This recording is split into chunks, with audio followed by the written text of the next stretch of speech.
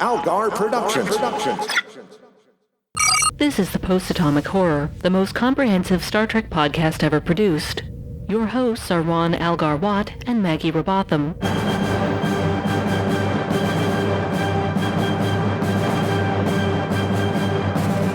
Episode 510, Last Encounter of the Protostar. Hi friends, welcome to the Post-Atomic Horror. I'm Al. I'm Maggie. And we're here for the last half of the last season of Prodigy. Yeah, we're, 5 episodes away from the end? 5 for us, like 10 episodes of the show, but we're pairing them up. So after this, we got 4 more pairs of episodes. That's it. So, all right.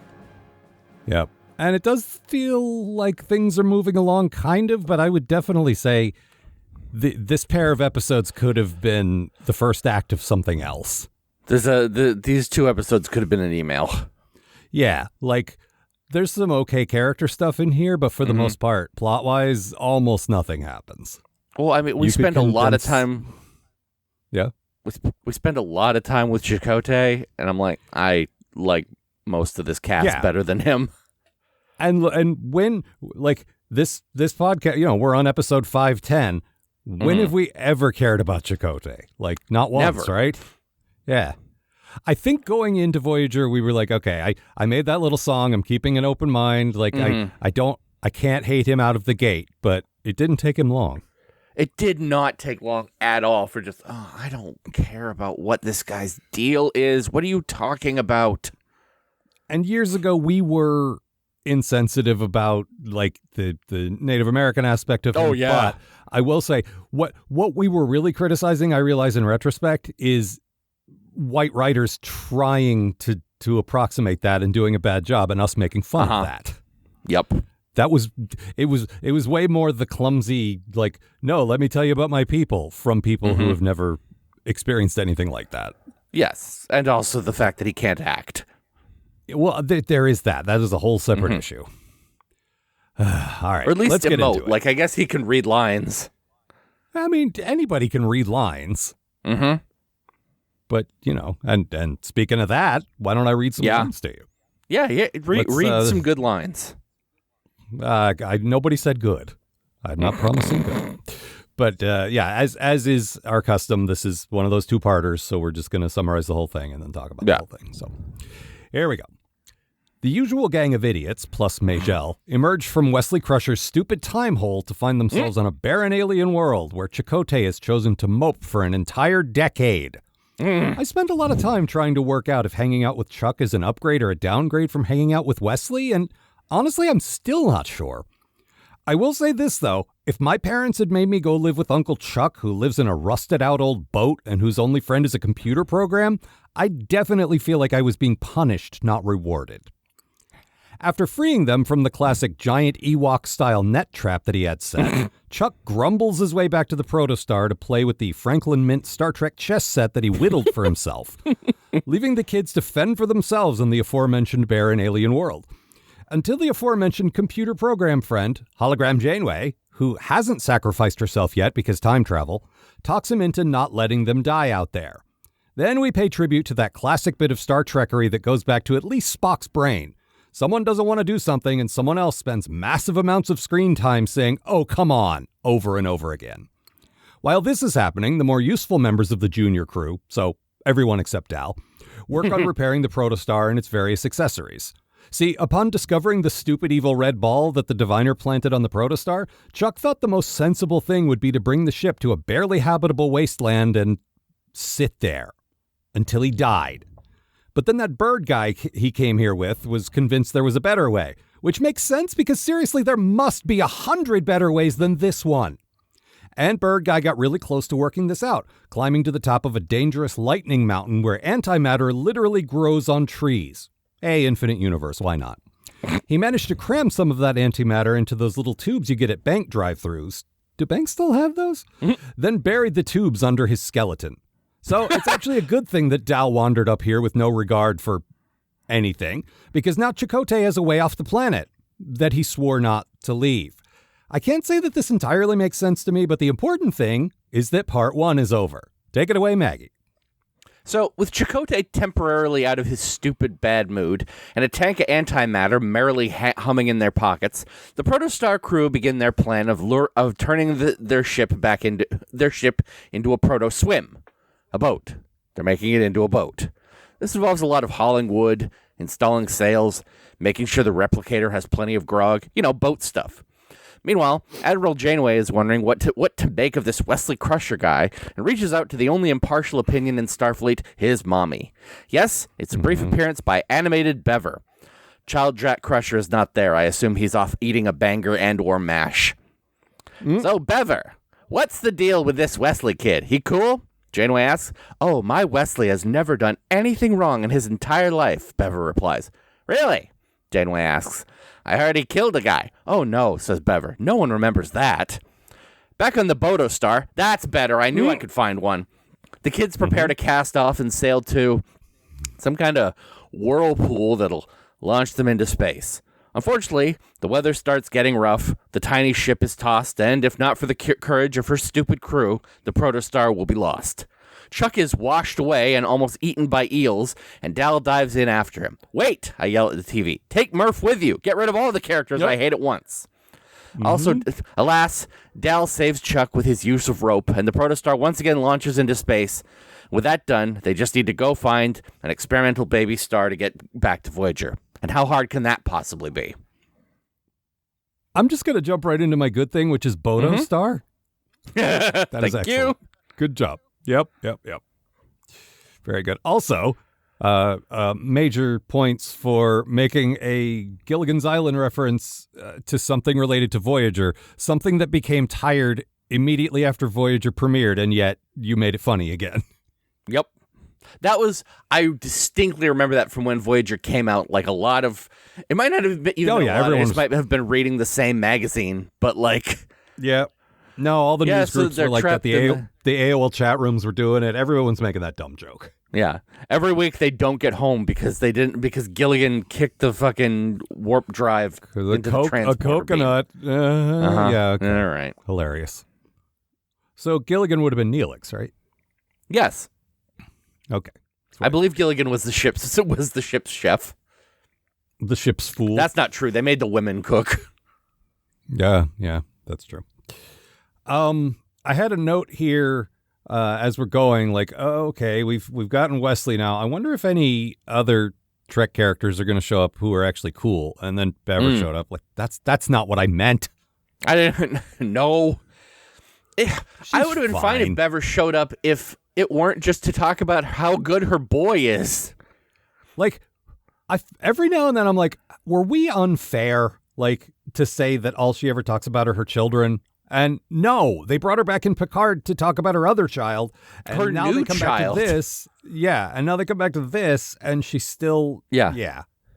I haven't had a boy to talk about since Wesley disappeared. I needed to get a new boy. And you were correct to point out that Jack, like, because of the timeline here, like, Jack is around, but he's probably not old enough to, like, matter. She's actively hiding him from Picard right now. Mm-hmm. He's dreaming about doors.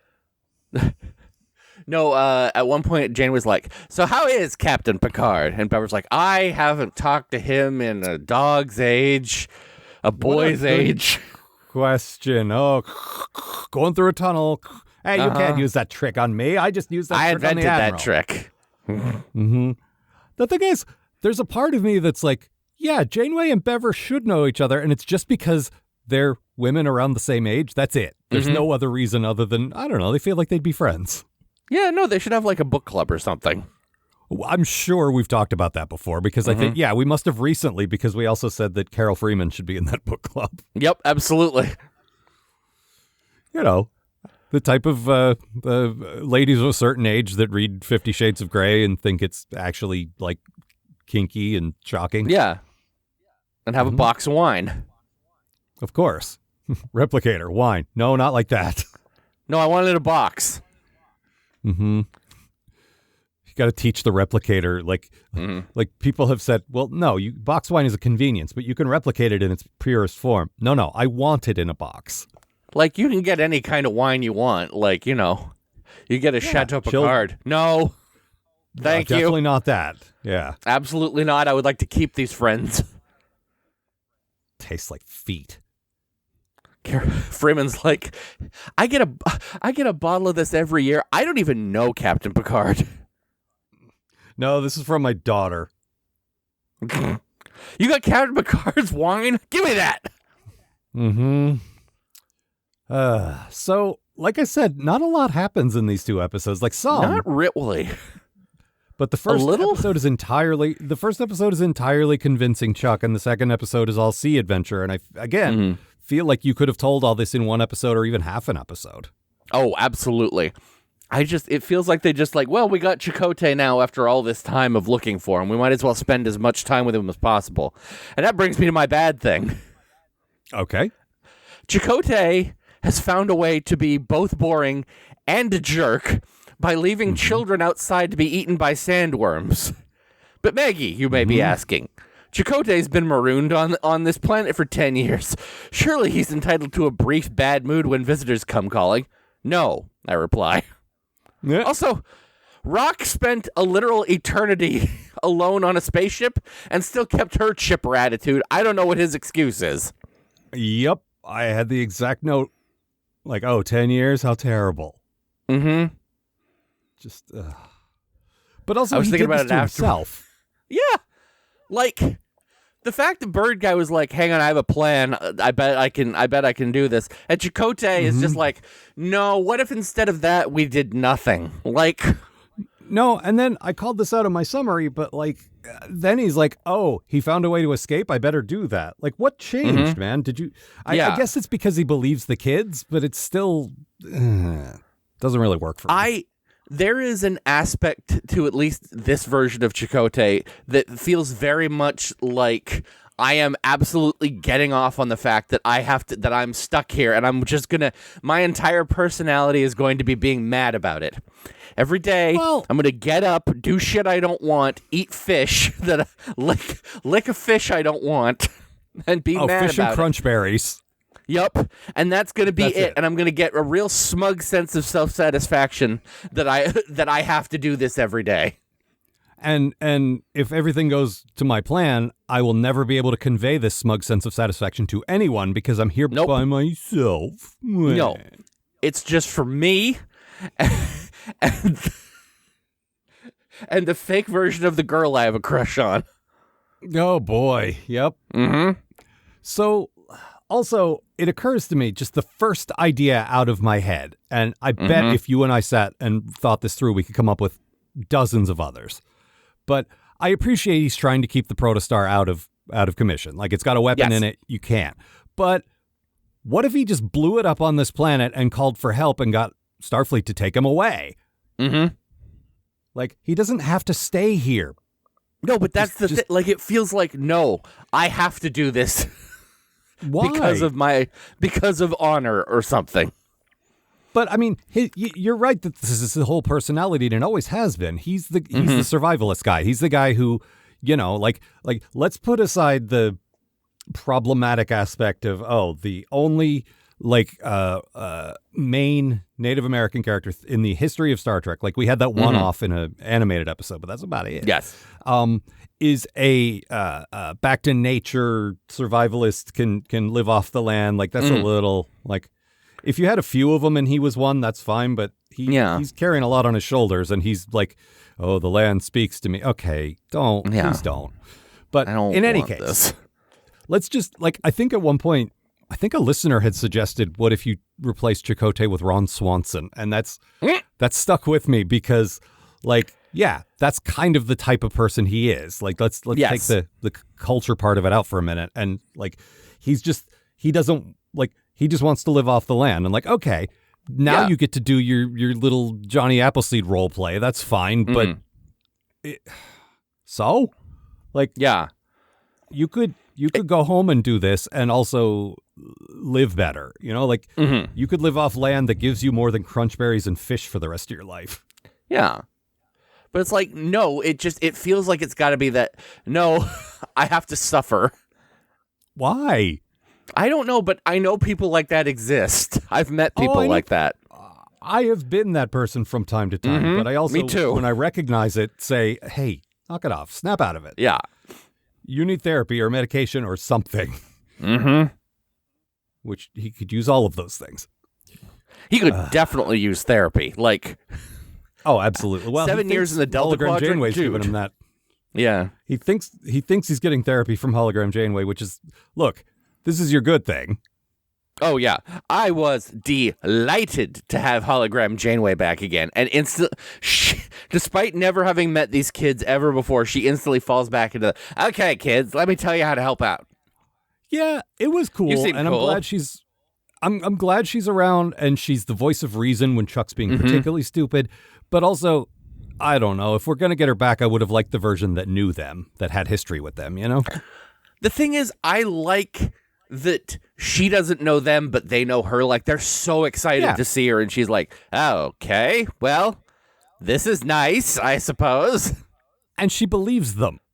Mm-hmm. They're like time worms are coming to get us, and Chakotay's like, time worms? And Hologram Janeway says, Chuck, are you kidding me? How many times a week did we see time worms in the Delta Quadrant? All we ever did was meet time worms at some form or another.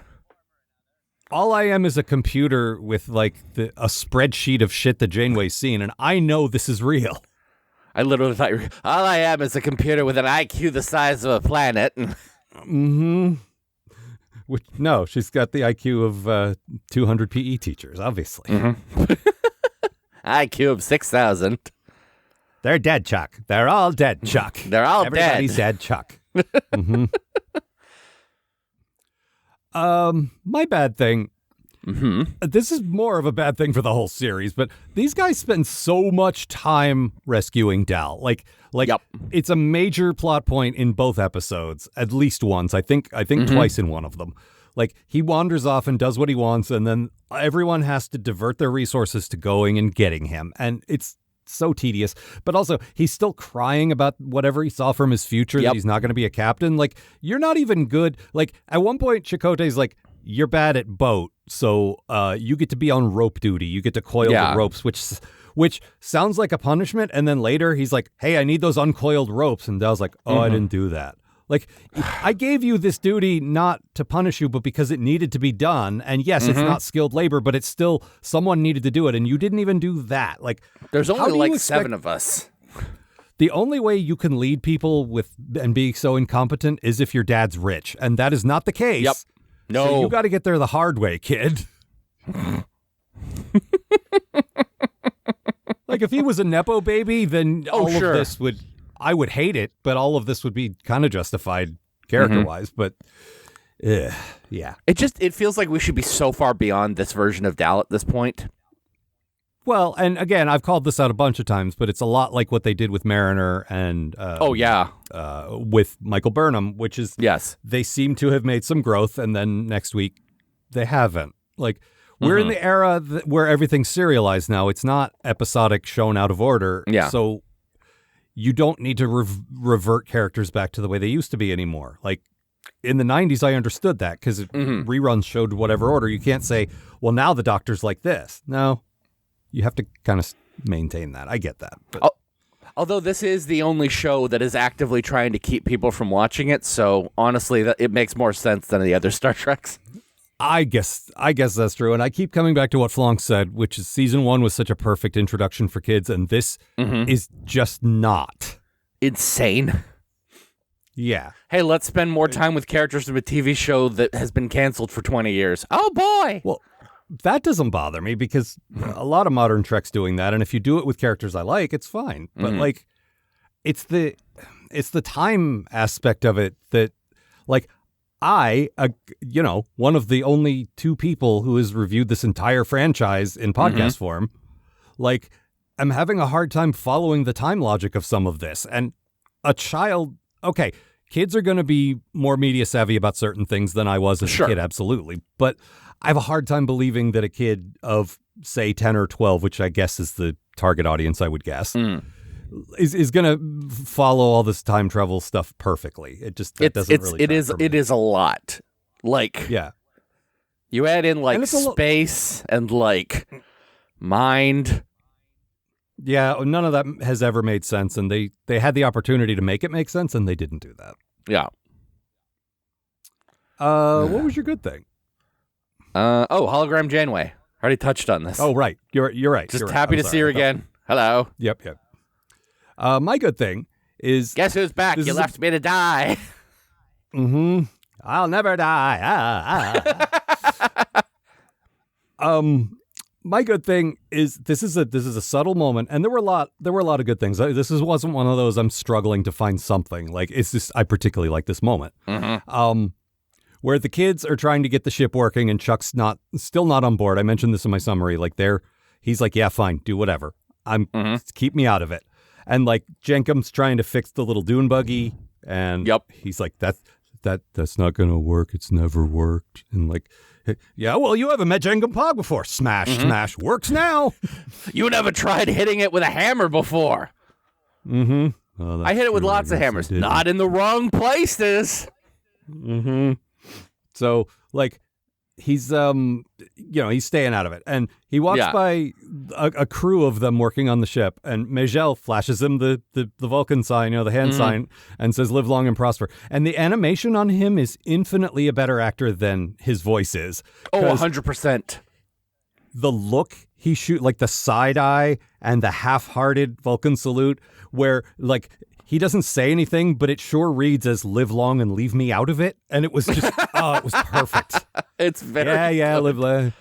Yeah. I'm not going to disrespect your culture, but also fuck off.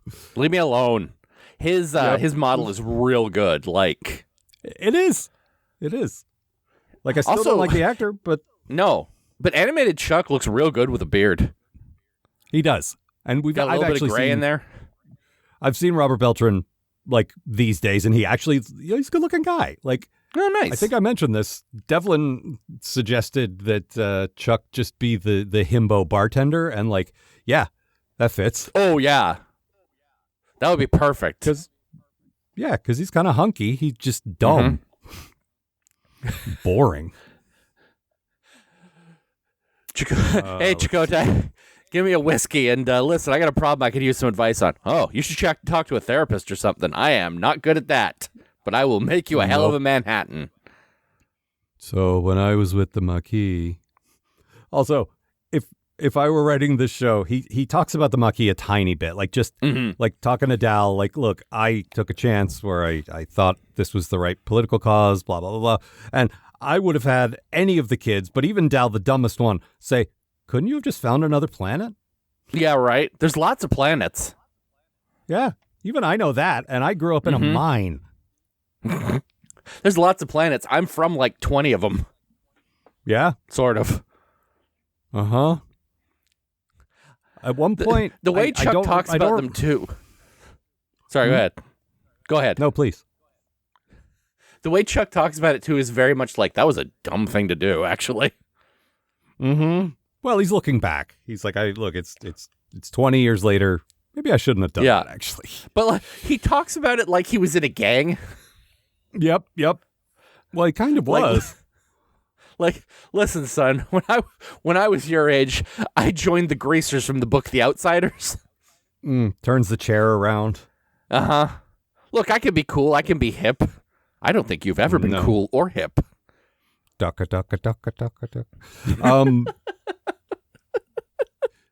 There's a... Did you catch that? What that was? Oh, yeah.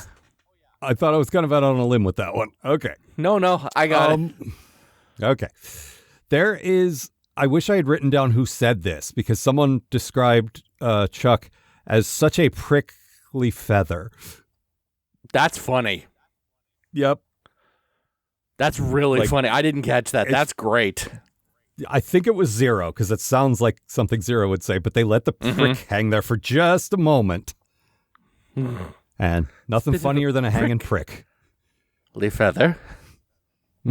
Anticipation. Superman's acting like a real different person. Yeah.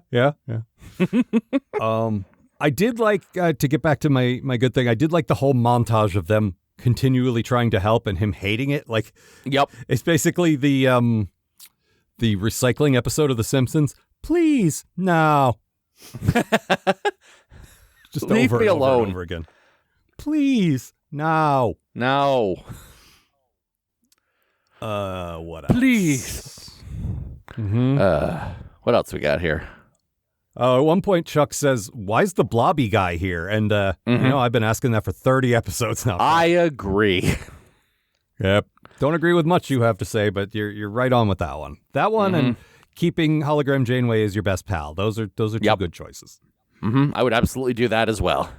Morning, Maggie. Yep. Morning. Okay. Morning, Hologram Janeway. But I don't want to get too into this, but he's fucking her, right? That is none of my... Yeah, of course he is. Yeah. I mean, yeah, but they're fictional characters who canonically have had sex, I think, once, or they lived on a planet At least together once for a while. in the series, yeah.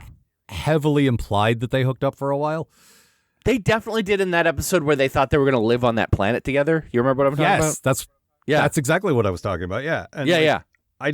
Did they ever explicitly say they had sex? I mean, it's pretty obvious, but you could wiggle out of it if you wanted to. Is my point.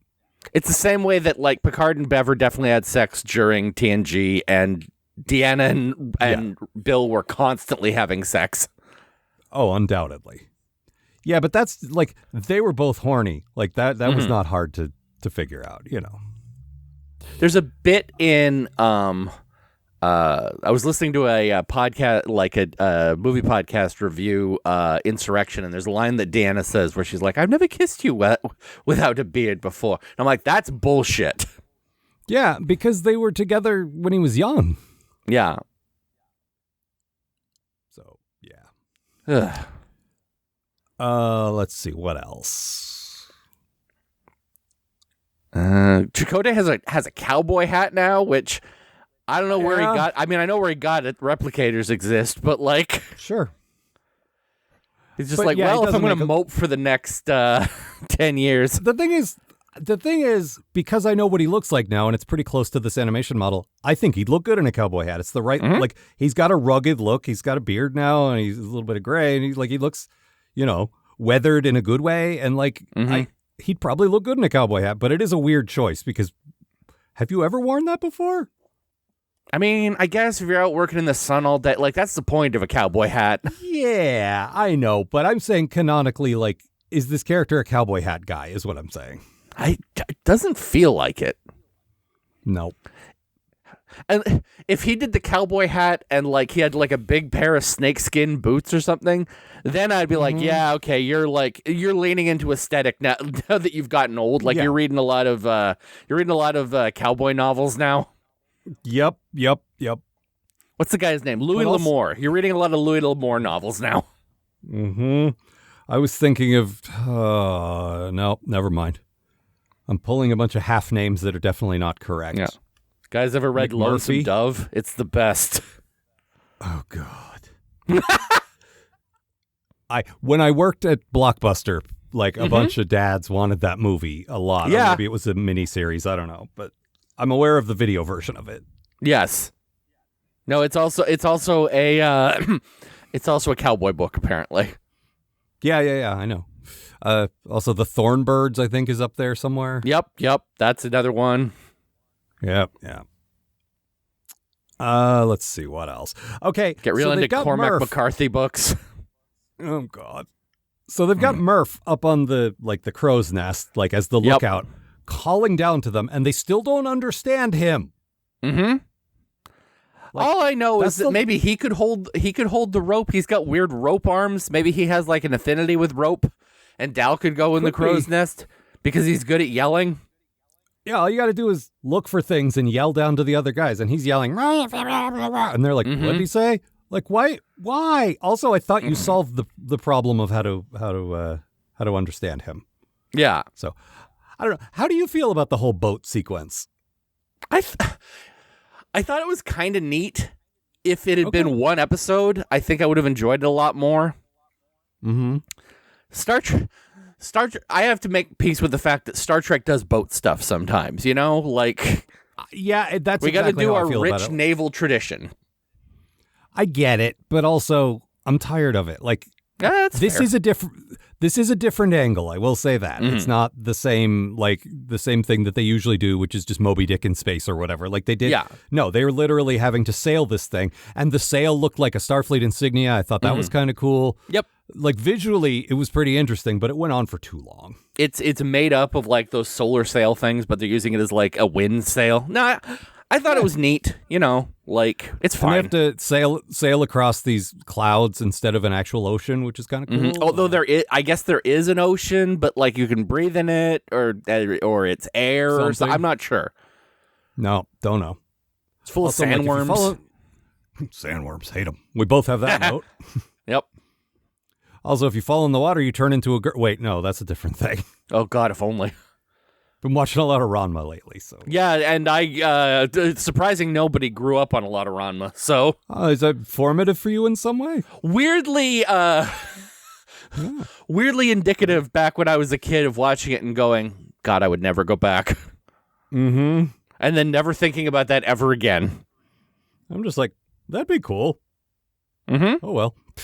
Yeah. Let's see. That show also informed my love of extremely redheads. Hi. Let's see. What else?